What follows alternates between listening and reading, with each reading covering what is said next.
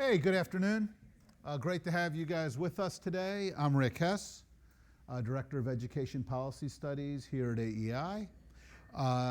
We're here today for a conversation with the Superintendent of Newark Public Schools, Chris Cerf. If you're not here for the education reform in Newark, this conversation with Superintendent Chris Cerf, you're in the wrong room. So keep that in mind. What we love to do, because part of at least my orienting philosophy on this work is that policy has a role to play. It's interesting what we talk about in the Beltway and the policies we craft and the stratagems we come up with. But at the end of the day, education is something that happens with students and educators where they are, in classrooms or online, in preschools or on colleges. At the end of the day, the quality of education is really about what's happening in those interactions between students and educators. And for that reason, while it's nice to hear what senators and advocates in DC have to say about things, I like it when we actually have people who are out trying to run school systems, trying to run charter management organizations, working in schools, working in classrooms, talking about the challenges they encounter, how they do this work. Chris Cerf is somebody I've known for a long time. A lot of us have, because Chris has been doing this work for a long time. He was named Superintendent of Newark a little over a year ago, back in July 2015. Before that, he had been Commissioner of New Jersey, Commissioner of Education for the state of New Jersey. Prior to that, he served as Deputy Chancellor of the New York City Department of Education with Joel Klein. Over time, Chris's experience has included things like serving as a law clerk for Justice Sandra Day O'Connor and Associate Counsel to President Bill Clinton. Newark Public Schools is a district of 35,000 kids. It has drawn a lot of attention over the last half dozen years. As many of you will recall, it was the site of one of the nation's largest grants of philanthropy to a school system, actually the largest to a single school system, when Facebook founder Mark Zuckerberg gave $100 million to Newark, when Cory Booker was still mayor before he went on to become a U.S. Senator. Chris Christie was governor then. He is governor now, although his position in the national dialogue felt a little different back at the time of the gift and in 2016. But how events have played out in Newark, how that $100 million and the $100 million in matching funds have been spent, have garnered a lot of attention. Chris's predecessor, who he was actually involved in hiring, Cammie Anderson, had come from the New York City Department of Education to try to drive school improvement in Newark. She departed earlier in 2015. Chris moved into the superintendent's chair. And what we're going to talk about with him today is how things are unfolding in Newark, what the reform agenda looks like, how students are faring. He's going to talk with us for about 25 minutes, give or take, share some thoughts and where things stand. Then he and I are going to sit down. I'll give him a chance to answer some particular questions, and then we're going to open it up for conversation. Just a couple of housekeeping announcements before we go ahead and get started. First, for those of you following on live stream, the hashtag is #SurfAtAEI, hashtag #SurfAtAEI. Especially if you have questions that you'd like to ask when we open it up, feel free to tweet to that hashtag, and we'll do our best to get an eye to you. After the event, there will be a reception out here for everybody in attendance. Feel free to join us. And third, let me just make a quick announcement. Keep an eye out for our next event, what the 2016 election will mean for education, November 10th, 2 days after Election Day. Chris, with that, let me ask you to come on up here and talk to us. My pleasure. Thanks. Oh, great. I'm not Rick. I'm not you anymore. Look at that. Okay, great. I was wondering. Great. Thank you very much. Thank you. It's wonderful to be here. Can I get water? Yeah. I really appreciate the opportunity to be here. I am going to assume this is a slightly friendlier crowd than I spend most of my public life in front of, but you may very well prove me wrong. I especially want to thank Rick, who is responsible for my being here in more ways than one. I say this not to be obsequious, but I actually consider him one of the keenest writers about American education there is out there, and read his commentary, his prolific commentary, voraciously. But more than occasionally, we disagree. And consistent with my, and Andy Smerrick's going to laugh, my well-deserved reputation for intemperate emails, I now and then fire off a note sharing my point of view about something he's written, and this invitation actually emerged from one of those exchanges. Specifically, last March, Rick blogged that, and I quote, "All of the energy devoted to building high-profile teacher evaluation systems has had remarkably little impact," end quote.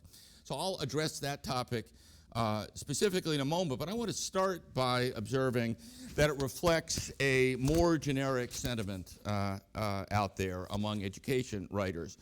Put bluntly, the sentiment that is abroad in the land out there is that system reform, particularly centrally driven system reform, is futile, that it hasn't worked, that districts are beyond repair, or at least too burdened with politics, embedded inefficiencies, and interest group resistance to ever really change. And the evidence of this sentiment, I have to say, is everywhere. And it starts with the word reform itself. It's actually very funny what has happened in the language. Reform has taken on a pejorative connotation, which is weird, for example, in a district like Newark, where something like 30% of the students are reading at grade level. So when I was announced as the superintendent in Newark, the blogs went crazy, as you can imagine, but the ultimate malediction was that I was, quote, reformy, just as reformy, just like my predecessor, Cammie Anderson. Further evidence of the trend to sort of think that all of this is for naught can be found in the current electoral cycle, which is also, I should be here on November 10th to find out what it all means. But my observation is that other than the occasional weak-kneed comment about too much testing or the value of investing in early childhood or truly ignorant commentary about the source and content of the Common Core from the Republican standard bearer, education is essentially absent from the political dialogue today. So what happened to that sort of muscular, urgent rhetoric that characterized the conversation for many, many years, for more than a decade? It's largely gone. I would even argue, and here I really should not say this from a podium at AEI, but I would even argue that in its most basic sense, ESSA reflects this defeatist sentiment. In what has to be the single greatest example in our lifetime of the triumph of hope over experience, we are now prepared to bet on states as the leading edge of reform.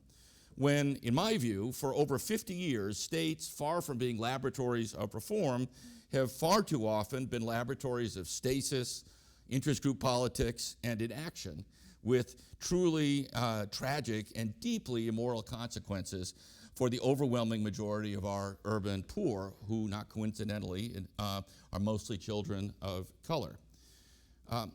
But perhaps the single greatest indicator of this conviction about the futility of district reform is the lionization of charter schools as the best and only path to positive change.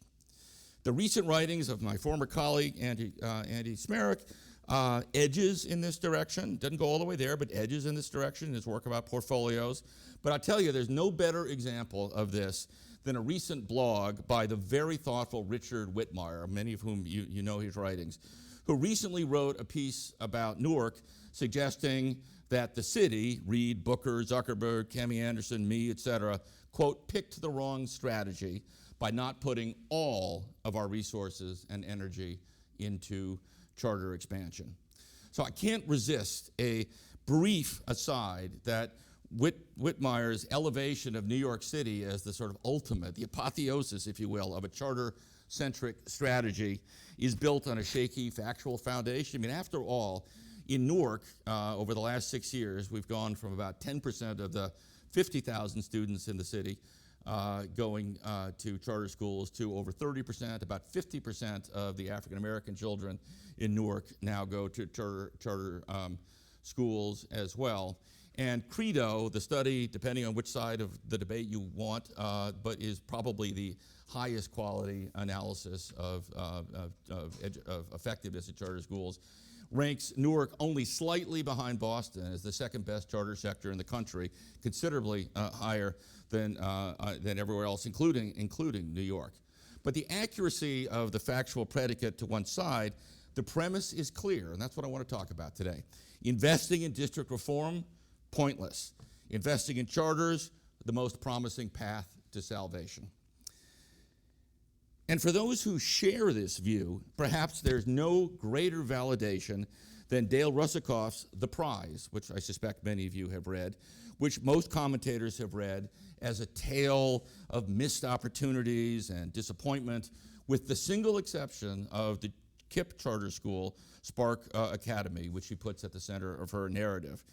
As you may know, I take issue with huge swaths of that book, and I've even left for your convenience some articles about that outside that some of you may have picked up.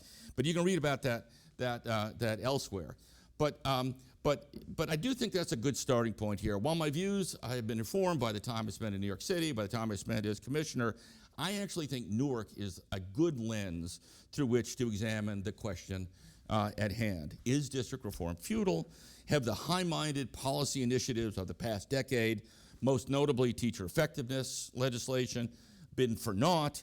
Are charters the answer, the biggest and best bet we should make going forward? So let's look at that question through the lens of Newark. Yes, it has been a slog. Yes, mistakes were made, for sure, by me. Yes, reputations were under assault, if not occasionally annihilated. Yes, academic progress took a long time to take root. And yes, the politics was or were, I don't know what, ugly at times. But let's take a close look at what has happened since 2011. And you'll never read this in the press. Next month, we will report that our graduation rate has increased again, as it has year after year after year since 2010. It is now just under 74%. The 5-year graduation rate, which incorporates a lot of ELLs and special education students, is even higher. And it's up from the high 50s in 2010. In fact, in 2010, we didn't even know what the graduation was until we brought in KPMG to analyze the data. It was so erratically kept. That would be, what everyone says about graduation rates, we were having an interesting discussion about that. They are or are not an indicator of proficiency, competency, college readiness, but they are meaningful. They are absolutely meaningful. And to go from the high 50s to almost 74% is an above-the-fold headline. The percentage of African American children who attend schools in Newark, traditional and charters combined, that beat the state average, and New Jersey is one of the best performing states in the country, has doubled since that period. And after years of relatively flat performance on the state's high-stakes summative assessments, things popped last year and again this year, up for 6 percentile points in ELA and nearly 3 in math this year alone.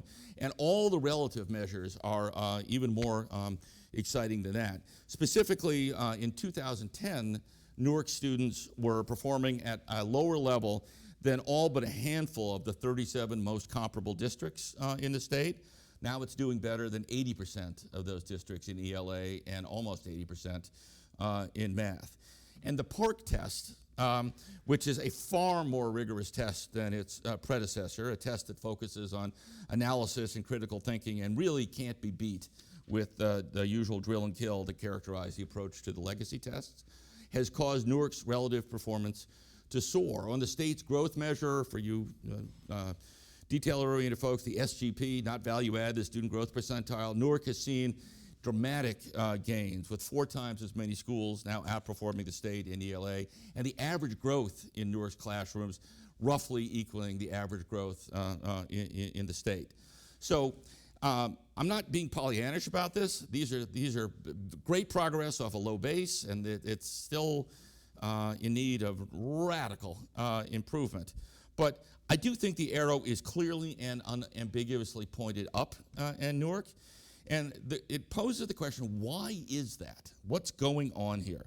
I think there are three reasons, all of which, I will say, my predecessor launched long before I arrived, and in combination reflect an implementation of pretty much exactly the district turnaround playbook that people have been talking about really since 1990, and is so often derided these days. And by the way, in my view, and there will be those who disagree, many of these changes, which we're about to touch on, were turbocharged by the strong backing of the federal education agenda during the Obama years. So what are those three levers? Well, this will surprise nobody in this room. A focus on educator effectiveness, increased rigor and accountability enabled by improved data management, and third, improving the portfolio of school options while empowering parents with far greater choice. Sound like a familiar playbook? So starting with educator effectiveness, what happens, right? So through a groundbreaking teacher contract and by other means, the Newark Public Schools completely redesigned the way we hire, evaluate, and support all staff. As a result, no longer is compensation based on time served or on a degree conferred, but on whether teachers are effective in advancing student learning. Second, we don't talk about this a lot, but I guess there's a camera back there. Since 2011, we have filed over 200 tenure charges, and 3/4 of the individuals who were the object of those charges are no longer with the district. Compare that with the prior decade, where there were virtually no tenure charges filed at all. 95% of our highly effective and effective educators have remained in our classrooms, compared with 62% of those at the other end of the spectrum. Now, I absolutely agree with Rick's observation that many states have not executed educator effectiveness well. I also agree that the numbers are disheartening. The percentage of the relatively low percentage who are rated something lower than effective. And I also, believe me, understand that going from policy to implementation, from PowerPoint to what actually happens in an observation, can become so technocratic that the whole point of it gets lost. All of that is absolutely true. But I will tell you that the focus on that teaching is not an interchangeable unit, that teachers are not fungible, that there is a natural distribution of effectiveness, a bell curve where some people are fabulous, a handful of people are not, and most people are in the broad middle, and we're going to try to move that bell curve to the right?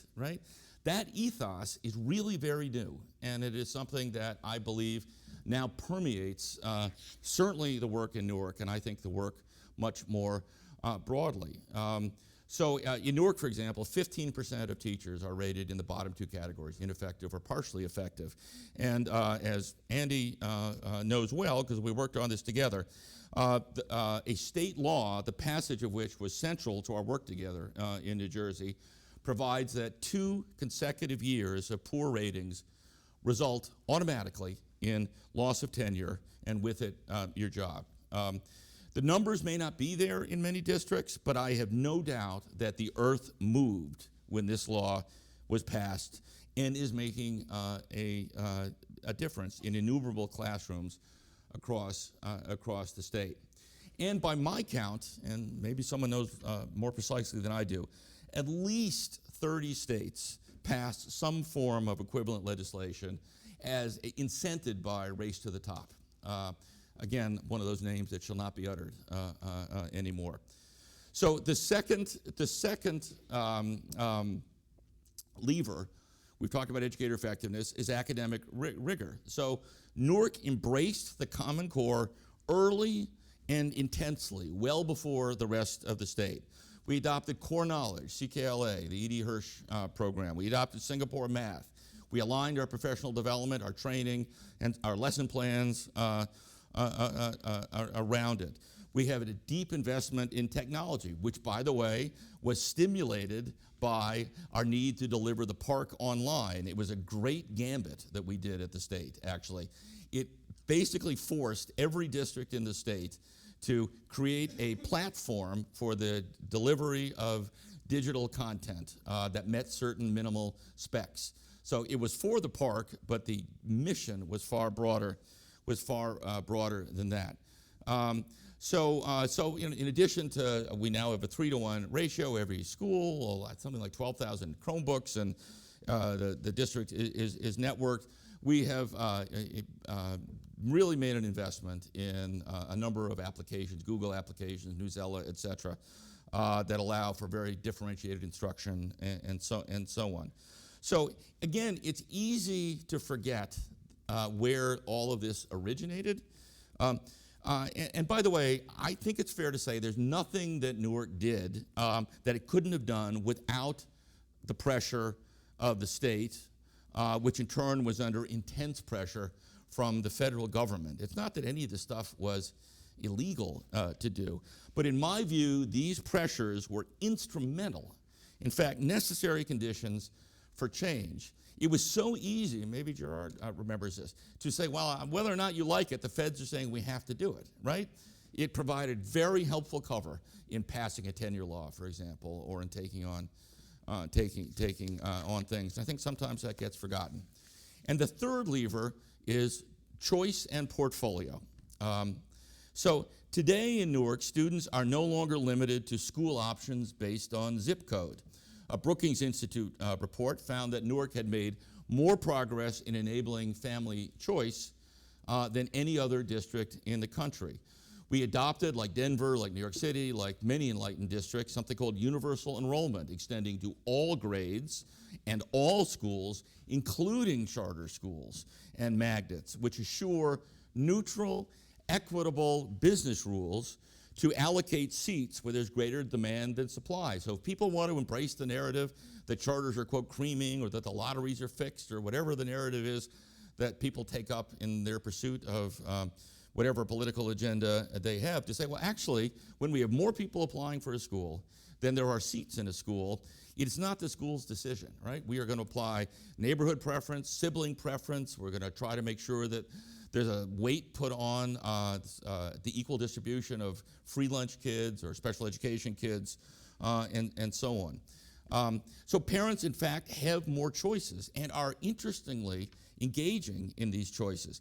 In some grades, most notably kindergarten, by the way, which is where you sort of enter the system, 75% of families chose a school that was not their neighborhood school. 75%, which really runs into the narrative of, neighborhood schools good, universal enrollment not good. 42% of parents, or families, I should say, selected a high-performing charter as their first choice. And we have way more options for our students beyond just new charters, also new district schools. Charters themselves have gone up, as I said, from about 10% to about 32%, serving a little bit more than half of the students. By the way, they are basically equal in the percentage of kids with free and reduced price lunch, and like everywhere else, they're disproportionately African American and far less attractive to immigrant families and Latino families. I'm sure there are interesting reasons for that, but that seems to conform with the national trend. But beyond districts, Bard Early College School is a non-charter school. It's a traditional school, and it's graduating something like 70 kids a year with a high school degree and an AA. Eagle Academy for Young Men, another non-charter school. Our 6 magnet high schools, arts, technology, American history, and so on. And these are not exam schools like Stuyvesant or Bronx Science, but they are screened schools where, for example, the Performing Arts School, you need to audition, and so on. They are substantially outperforming the city's charter high schools in their performance. Now, this is an apples to orange comparison, as virtually every comparison in this business is, by the way. And I think most interestingly of all, and this study is still in the process of being peer-reviewed, and I'm not even allowed to talk about it, but there is a new study coming out of an academic institution that is located in Cambridge, Massachusetts, that will show that parents are exercising choice wisely, that the gains we were talking about are as much attributable to same school improvement as the decision to move to a different school. And I think when you take all of those together, it tells us something about the question we are exploring. First of all, I think it tells us that the general despair about the futility of reform is not entirely warranted. With sufficient courage, stick-to-itiveness, and discipline, the reform playbook can make a difference. Not everywhere, and certainly not enough to completely overcome the incredible anchor that being poor in America imposes on one's educational and life prospects. But it can and has made a difference. And by the way, not everywhere. I am very well aware that the NAEP data is, I would say, discouraging, if not disheartening. I would say that 40 years of intense focus on everything that we're talking about has not gotten the results at the high school level that perhaps it started to get at the elementary school level. But we are, when it is done right, and when there is a period of time and courage of convictions, I really think the evidence says it can make a difference. I tell you, the other thing these statistics tell us is that truly breakthrough results, oh, how exciting, truly breakthrough results via system reform, by traditional system reform, are all but impossible to find. Yes, there was really meaningful progress in New York City and in Newark and elsewhere, D.C., Camden, Tennessee, I think New Mexico, I think Los Angeles under John Dacey. But there is virtually none in many cities. Miami, I should say, too. There's virtually none in many cities. And even where there is, far, far too many students are left behind. It's obviously great to go from 59% to 74% graduation rate, but that still means that 1 in 4 students don't graduate from high school. And the new small schools work in New York City was powerfully effective, but that means that the graduation went from about 30% to a little bit under 60%. So, but I don't think actually this is a cause for surrender or despair. These are human beings. Improving the prospects of many is certainly not as good as improving the lives of all, but it is far better than improving the lives of none. And third, the third message that comes from the work is it seems to be an inevitable concomitant of progress, that it comes at a cost. Harmony, consensus, a common sense of purpose about means and ends. The rap on Newark, of course, is that the reforms were imposed on a city without any effort at community engagement. I think the real story is vastly more nuanced than that simple narrative suggests. Nonetheless, I would challenge you to find a single state or district that implemented a serious and effective reform agenda that didn't trigger some kind of backlash or some kind of firestorm. And lastly, I would say, having a muscular central authority at your back is often empowering and frequently essential. Our new tenure law, more rigorous Common Core assessments like the Park have made a difference. But they really would not have happened without the strength imposed from the outside, whether a mayor like Bloomberg would control the schools in New York City or Christie in New Jersey, and even names like NCLB and RT and the Race to the Top and Arnie and Obama and all using more often carrots than sticks, but driving states to up their game nonetheless. And then I will also say that progress is multiply determined. It's become cliche to say there's no such thing as a silver bullet in this business, but improving the mix of schools, more quality options, fewer abject failures, parent empowerment through choice, and system-wide improvements like more effective teachers, more demanding curriculum, higher expectations, attention to social and emotional learning. All of these things in combination make a difference. Any one of them by themselves is insufficient. And then I know my time is short, but let me just answer the question I started with. Why not just go full charter, as Whitmire and others have suggested? Why settle for progress when you can have the whole enchilada?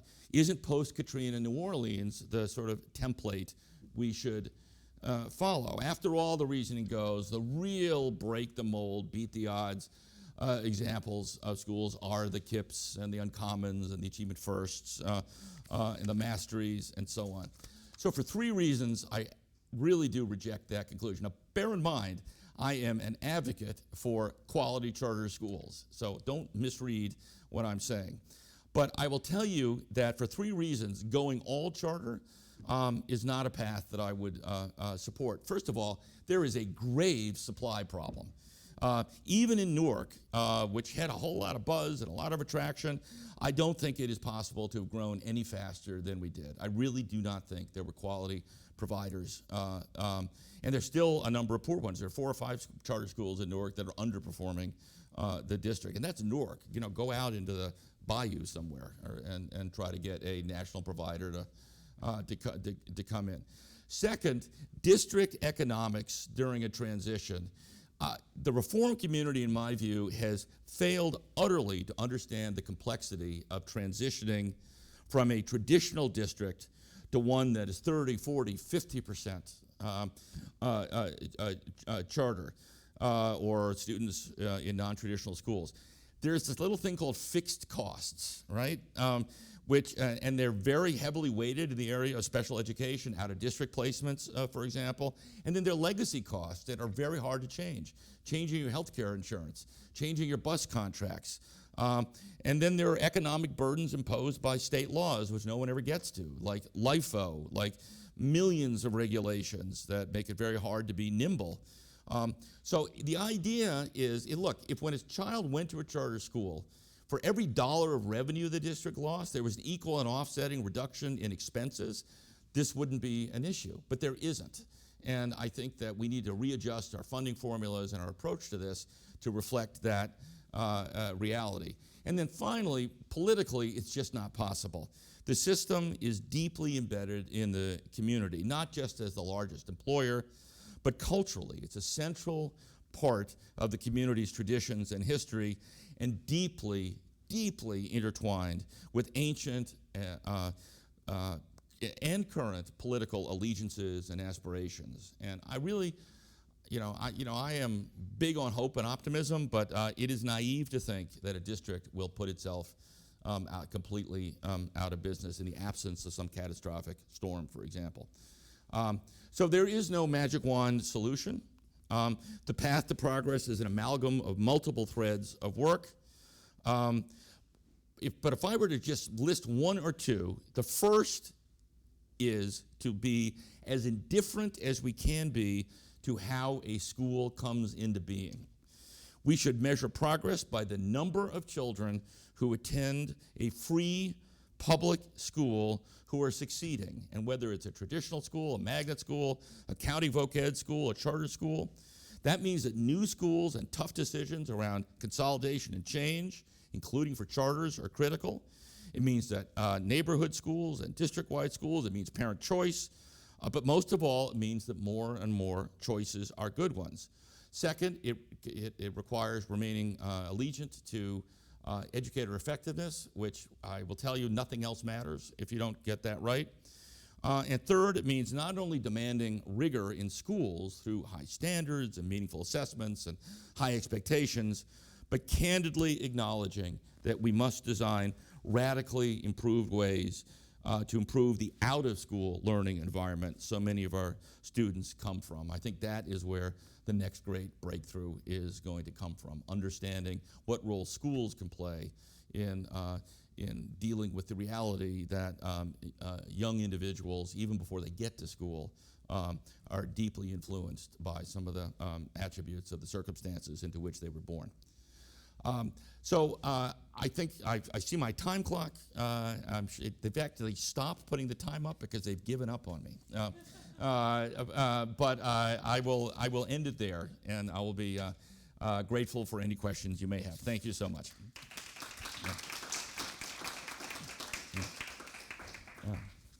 Can we now repair to the? Let's repair over here. Yeah. Okay. To the anteroom. Yes. Okay. Great. So Chris, first off, that was terrific. Not what we'd expected, but passionate and thoughtful and global. But let's get a little more granular for a little bit. You obviously had, we're very familiar with the situation in Newark from your role as commissioner, from your work with Cami. What has surprised you in the 15 months since you became superintendent? Well, I will say that the thing that has surprised me most is I became much more, intimately aware of the depth of the home circumstances that many children bring to school. I mean, it's one thing to engage in this sort of false fight that you hear between, on the one hand, the folks who say, hey, you can fix this problem within the four walls of the school. You can't be defeatist. You can't say that the circumstances of children's life are not something that a school can overcome, on the one hand. On the other hand, those of the sort of ravaged school who go, hey, it's all about poverty. You really can't fix education until you fix poverty. It is a absurdist argument because, of course, everything contributes to the challenges we face. But without getting into too much detail, I've gotten to know some families and some students in a way I never could as a commissioner, for example, and seen the impact of transiency, of trauma, of crime, of violence, and going, yeah, I kind of understand why that's not. If we don't have some sensible approach to acknowledging that, we're not going to get as far as we need to get. Is there an example, when you talk about kind of a sensible approach to acknowledging that, what's an example of doing that without going to the point where it becomes an apologia, like you said? Well, a couple of examples. One is there is sort of a view, sometimes I think overdrawn, about something that goes under the label of community schools, and that's the notion of having a school not just be a center for education for example, kindergarten through 8th graders, but also is loaded with services, whether it's mental health services or social work services, medical services, and so on, and well beyond that, extending to be a place where the community can come and get a GED, for example, or get English language instruction, or the like.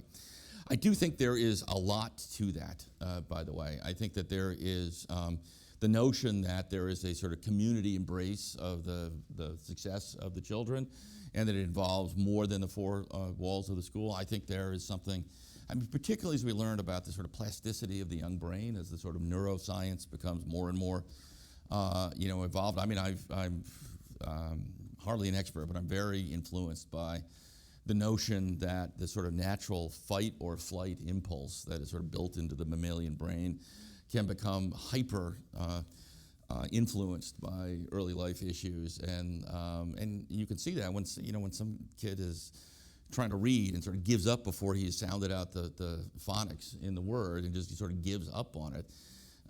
It's not that he or she doesn't know the sounds. It's that it's like, I'm experiencing frustration. I am out of here, right? I am out of here, right? And that's just a small example. So I do think is that I genuinely think that we hugely, and perhaps with sort of racist implications, undervalue the good sense of deeply impoverished parents to look out for their own children's welfare. It's always struck me as sort of the height of arrogance that we go, well, there's a greater good here for the system that involves suppressing the ability of parents to pick a school that will, better serve their kids. And that, believe me, is a dominant political factor out there. So I think parent choice is really an important part of the equation. When you first took the job, when you were first appointed, you told the Newark Star-Ledger that your plan was to engage the community to learn about what's working, what can be improved, and to have a focus on openness and transparency. I think that'll mean a lot of things will stay the same and some things will change. As you think back over the past year and change, what are a couple of the key things that have stayed the same from what was going on under Cami Anderson, and what are a couple of things that have changed?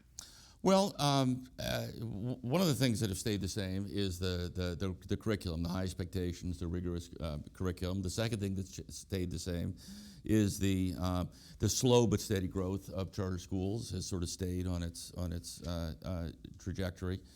The educator effectiveness, we're in negotiations with a new contract with the union right now, but the contract that we negotiated, Cammie and I and Randy Weingarten and her local counterpart years ago, remains in place. That has stayed the same. What I think has changed, and this is not a reflection on my predecessor, but one is we are intensely focused on quality implementation, and that's sort of a natural cycle of change, meaning the big, bold ideas, launching it, learning from what works and what doesn't work.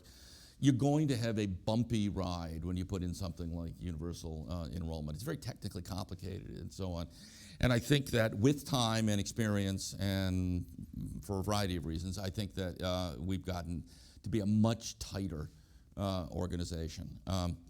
Another thing that has changed is, and again, I'm looking forward and not backwards on this, but we have really, really, really worked on engaging the civic leadership and the political leadership of the city. Now, our board meetings are often loud, and there are, shall we say, regular moments where there are bursts of concern expressed out of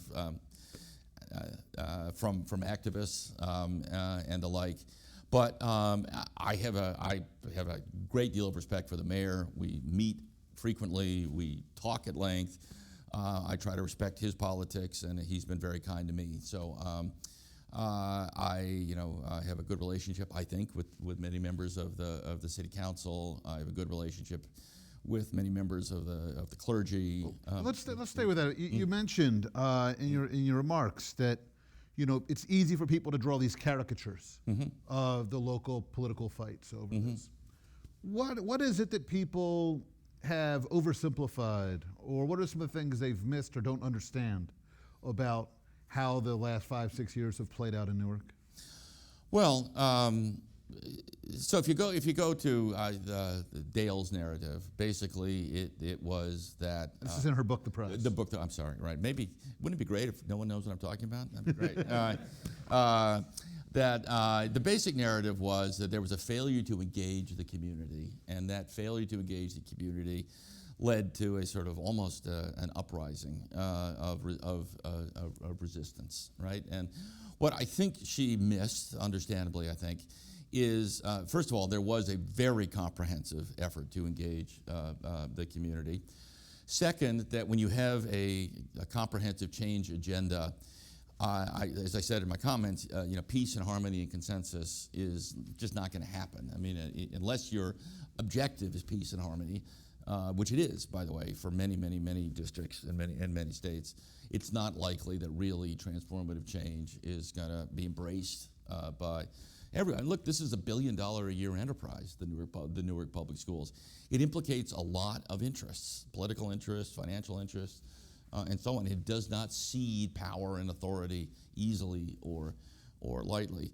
And then the third is, I thought that she gave a complete pass to, if you will, to overstate my case a little bit, the saboteurs. There were people who woke up every day trying to stop and thwart this, and to say, well, you should have done better engaging them, and then do not focus at all on the people who were issuing totally false and inaccurate ad hominem statements and blowing things up, seems to have been an incomplete telling of the story. So can you give an you can name names or not as you wish, but what's an example or two of kind of ad hominem pushback or blowing things up?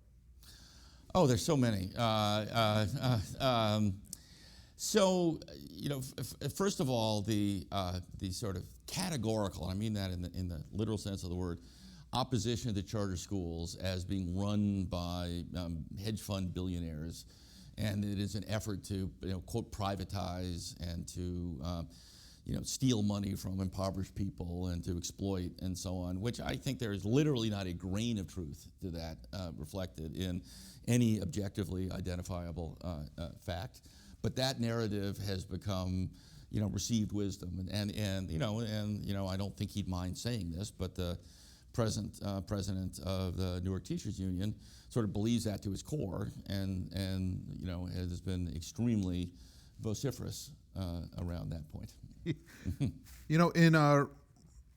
Richard Lee Colvin did this, terrific profile of you for Education Next.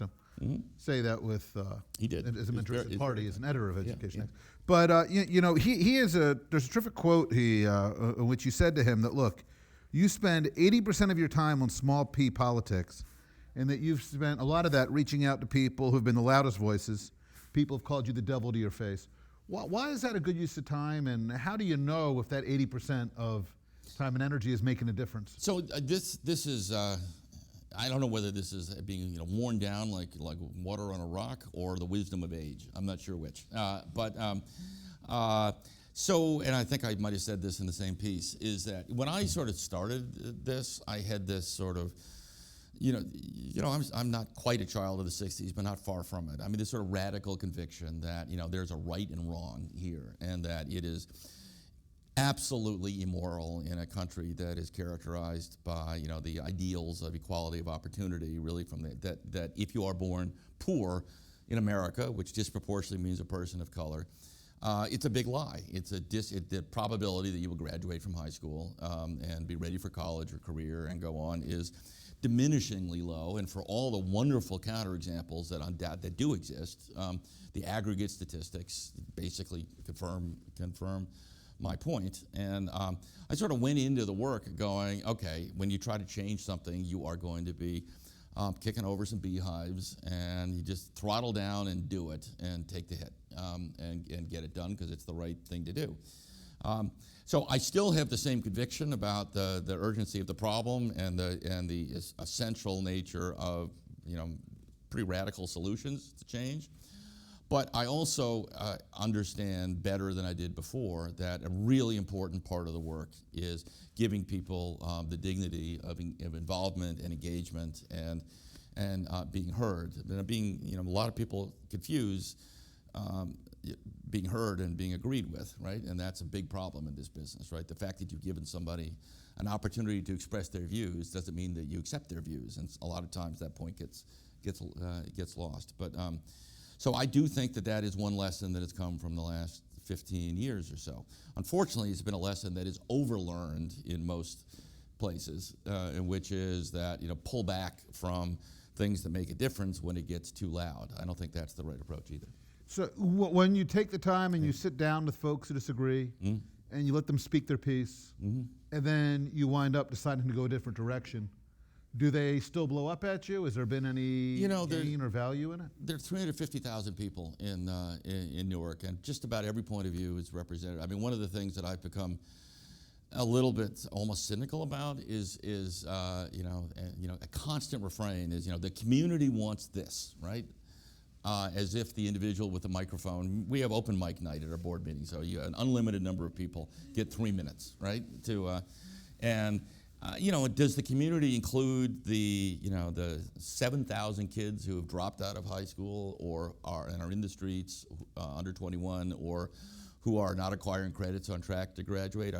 Is their voice represented by the person at the mic? Are the thousands of kids whose families are doing everything they can to move to another district where they can get a better school? Is their voice represented? So the answer is there is plenty of everything out there. There are certainly plenty of folks who I would say have absolutely no interest in what I say is, look, everyone has a right to an opinion, but not to their own set of facts, right? That there is an objective truth about certain things. So when the answer in one of those debates is, well, I understand what you're saying, but you're lying, right? That's the sort of final place of refuge for a bad debater, right? I mean, there's no answer to that. No, I'm not, right? I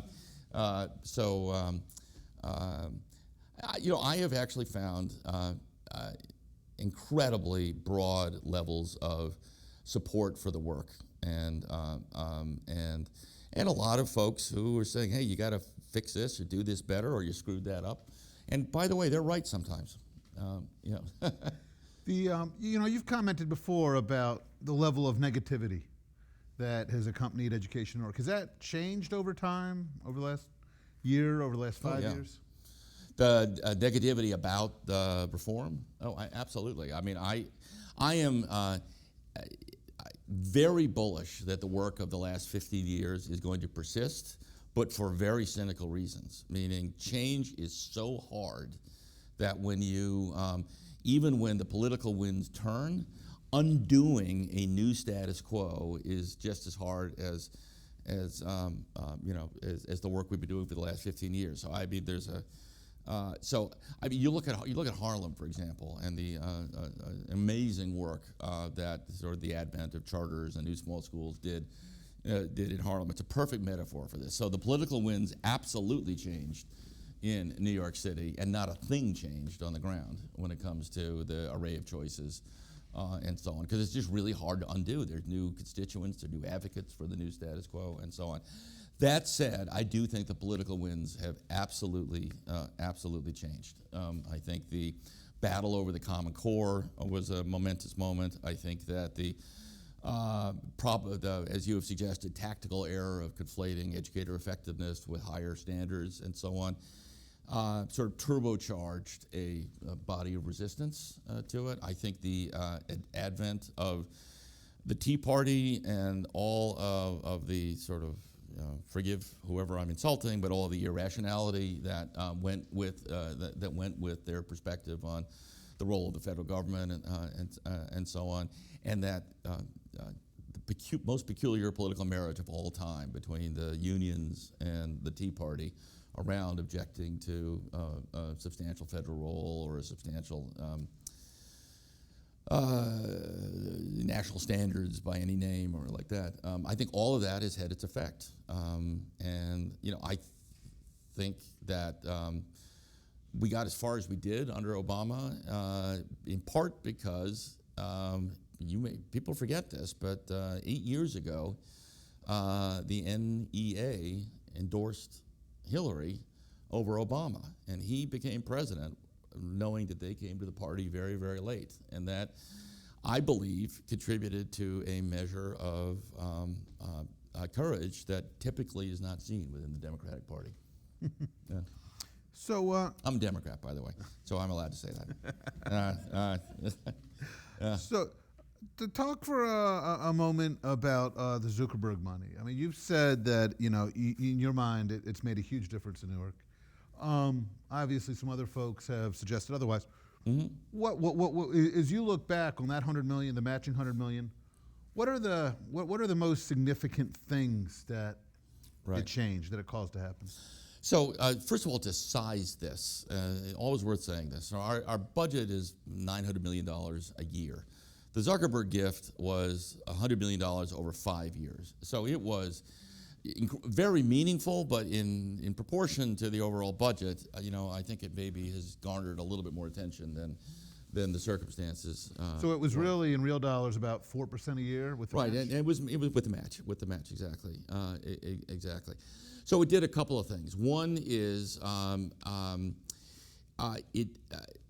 as much as people want to say, well, you should have invested in charter schools instead of the district, but there was a substantial investment in charter schools.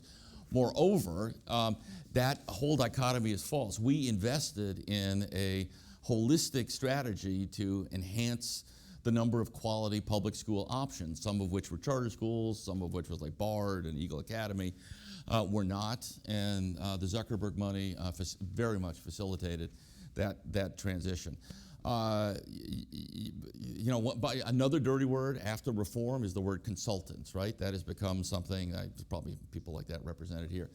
But so Dale was like, money was wasted on high-paid consultants. Well, let me tell you something. One of those consultants was the New Teacher Project, and they did an amazing job of helping us build our educator evaluation system and implement it, and so on. We did deep financial, analytics. The data system that we inherited in 2010 was really, really challenging. Just to understand, who we were serving, what schools they were in, how individuals were getting paid.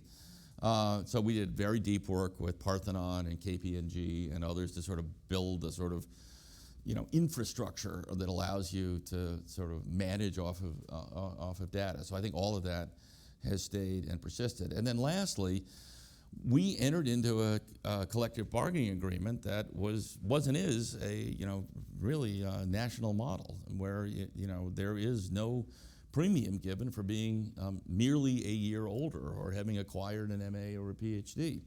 That we pre-negotiated the steps and said you go to the next step if you are rated effective or higher effective, regardless of degree and regardless of anything else. We had to buy that contract, and we bought that with Zuckerberg money. Now, Richard Whitmire says, well, that was a waste of money. I deeply disagree with that. I think that has really caused a really significant increase in the quality of instruction.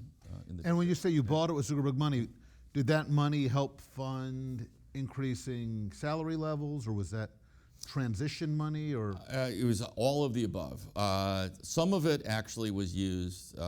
We give our highly effective teachers, which is a pretty small, it's a meaningful number, but it's 7 or 8% of the teachers, as much as a $12,000 one-time stipend. It's not built into the base.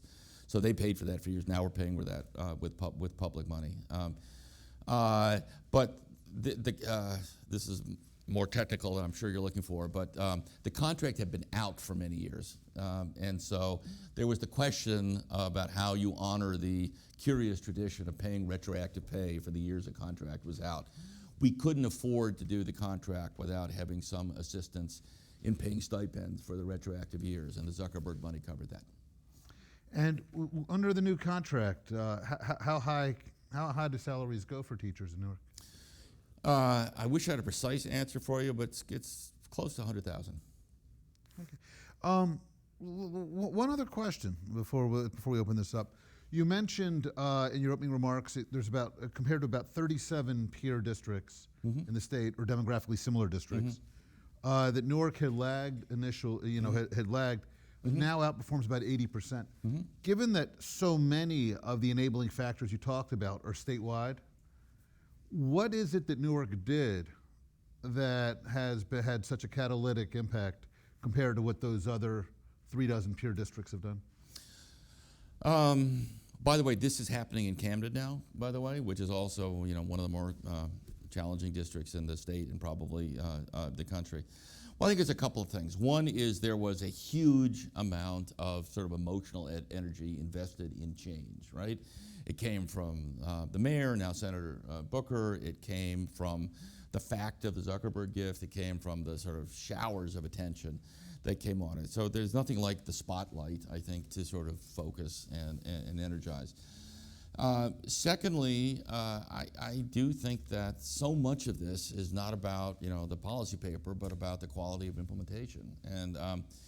And third, I have to say there was a tremendous measure of courage to endure what many districts or superintendents or governors would have found absolutely unendurable and would have sort of taken the foot off the pedal. And I think that for all the criticism that's leveled, I think that the foundations for change were laid, and you just don't see that much, right? I mean, I could name examples across the country about states that sort of took a nod in the direction of change, and then the governor came up for re-election and said, thank you very much to the commissioner. That was very interesting, but I need to make sure that I have the support of typically the union or some other interest group. It's a recurring phenomenon. That's great. Yeah.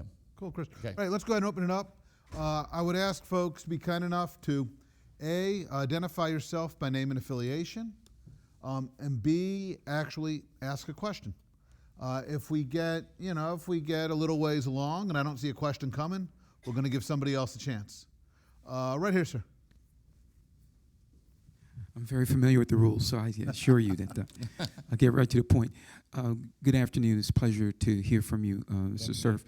I wanted to know... Go ahead and introduce yourself, please. Oh, my name's Todd Wiggins. I'm obviously a District of Columbia resident, and it's interesting to hear about Newark. I know that it has a image of having a challenged environment for what you do.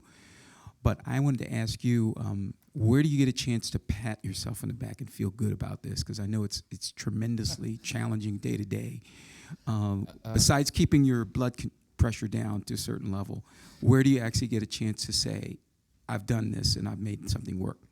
You know, that is, by the way, a very kind and a very interesting question, and one that I have deserves a lot more thought than I've given it.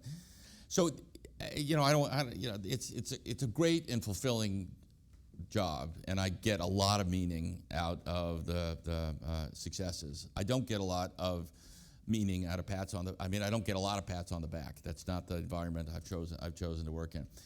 So one of the advantages, one of the meaningful dimensions of an event like this, or of AEI, or Aspen, or other entities, is it gets you out of your space a little bit. It gets you, engaged in a sort of serious conversation about things that matter. And I have found that almost all of my travel now is self-inflicted, meaning, I've agreed to do something like this or to whatever. And I find myself going, I really should do a little bit more of that, not because I have anything particularly useful to say, but because just being surrounded by thoughtful people is sustaining, right?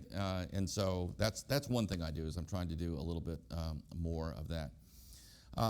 But the other thing is, look, these are short-term jobs, right? These are jobs that are not meant to last, any more than a half a decade, and often much less than that. And you kind of take your meaning from, and you realize, and by the way, you also realize that these jobs are exactly, I tell my kids this, like being an NFL coach, right? What do I mean by that? Is you're going to be doing great, you're going to be getting the accolades, everyone's going to love you, and then you're going to have a losing season, then you're going to be gone, right? That is kind of the way it works, right? I mean, ask pretty much any NFL coach, right? That happened. And if you sort of get your head in that space, and you go, I want to make this as good as I can for the next sucker who takes this job, you can sort of get through a lot of hard times. How is the experience in Newark similar or different to the experience in New York City? I really liked working for Bloomberg. I've worked for chief executives for years. I was, worked for president, I worked for governor, I worked for a mayor, and worked for a CEO. And in the political domain, right, I judge, and you can tell, I'm very disappointed, right? But I basically judge elected officials by that moment when there is this absolutely stark collision between their sense about principle and their political interests, right? It happens all the time. And Bloomberg was a guy who always made that call based on principle, and always. I mean, and by the way, having $45 billion in your bank account is liberating. I get that, but without going too much further down this road, that is a unique quality. Yes, sir. Hello, sir. My name is Mike Webb. I'm running for Congress, actually over in Virginia, but my dad was the first African-American assistant superintendent of schools in Jersey City. Question, he was also a pastor, so I'm kind of curious in terms of what kind of feedback, interaction you got with the faith community in terms of helping you with that. Sometimes they're involved in education things, but also in terms of engaging with ethnic minorities. Do you think that sometimes just a label kind of stands in the way of going towards choice in charter schools? We've got right here in Virginia a developer in Vienna building an abortion clinic in D.C. No problem. You try to put a charter school there, then suddenly there's kind of backlash. So I'm just kind of curious, what do you think drives that? Well, I have great respect for the faith community in Newark. It is probably one of the most church-going communities I've ever been in. I mean, you go down the street and block after block after block is its own institution of faith institution of one kind or another. I am occasionally, maybe a little bit more than occasionally, asked to come speak to congregations or attend, and I I always enjoy that. I don't know. I find that one of the things that one cannot ever underestimate is the influence that religious leaders have in their community in general, and certainly in Newark in specific. So I value that relationship. They've been very harsh critics, by the way, as a group of the first couple of years of the work. In terms of the labels, you know, this is a area steeped in irony. I mean, for example, the people have reflexive reactions now, and they've been conditioned by lots and lots of very successful communication efforts to react to certain words, right? And charter school is one of them. By the way, when you talk about a magnet school that has an admissions committee like, you know, Yale, right? And it doesn't take, and then you say, yeah, but charter school's cream.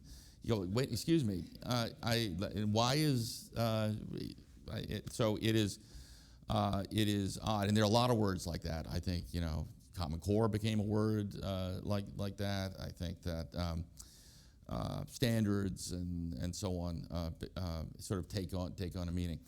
Look, I don't think I give away any secrets to say that collectively the sort of reform communities, communications or engagement efforts have been less successful, I think, than they would have been. So I don't have any good answer. I mean, I tell you my strategy on this sometimes works, often doesn't, is to listen very carefully and say, let's try to agree on the underlying facts, okay? Then we'll have a spirited discussion about what to do with those. And that is a recurring part of my public dialogue, that can be very successful. I mean, I'll just end with this. I know our time is not quite up, but close to up, if everybody could simply agree in this business what the purpose of the exercise was, right? And that was that to make sure that every child has an equal opportunity for success on the basis of a free public education. Just agree on that premise, right? Equal opportunity, free public education. Then the debates would be about the means, right? And since no one has figured that out yet, you can have a spirited debate about that. But the disappointing reality is I don't think we have a consensus about the ends. I really don't think we have a consensus about the ends. I think that our suburban communities are much less interested in what goes on in our urban communities than perhaps we would like them to be. I think that, when I say there's $1 billion enterprise, right? Think of the interests that are implicated, the interest of employees as employees, right? It's not illegitimate, right? Job security, compensation, and so on. But that's not an interest that necessarily is an overlapping, circle on a Venn diagram with the best interest of children or the value I just stated. So we have to agree that we exist in order to achieve that equal, equitable opportunity. And so I do try to bring people back to that question, and then we go off from there. All right. Why don't we take one last question? We'll take a quick one, and then folks can grab you for a couple minutes after, right, Chris? You got a few minutes. Of course. Hi, Sonia Park. Hi, Sonia. How are you doing, Chris? Good. So former New York City Department of Ed employee. I ran the charter schools office for a little bit.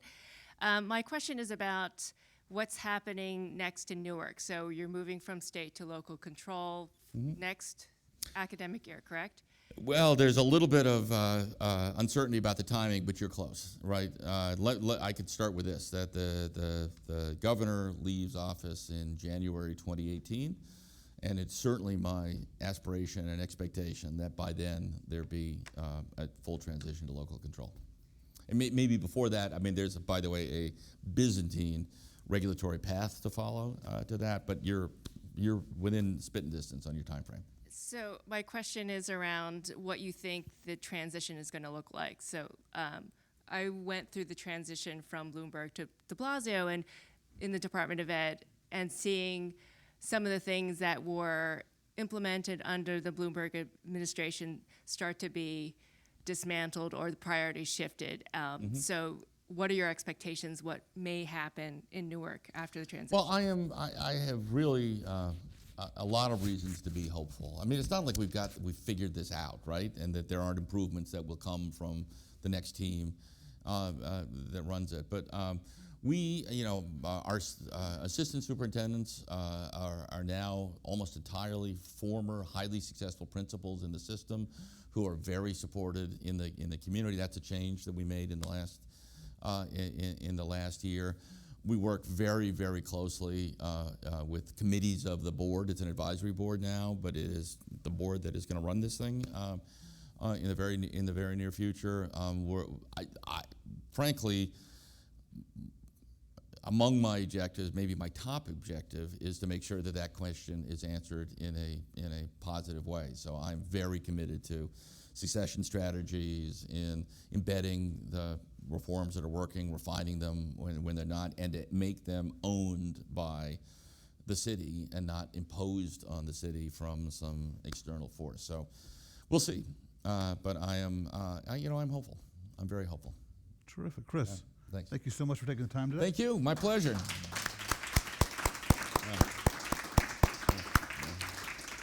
Thank you all for joining us. You'll find refreshments outside. Feel free to help yourself, and we'll talk about what Great. Chris had to say. Oh, those are your notes. Great. Thank you.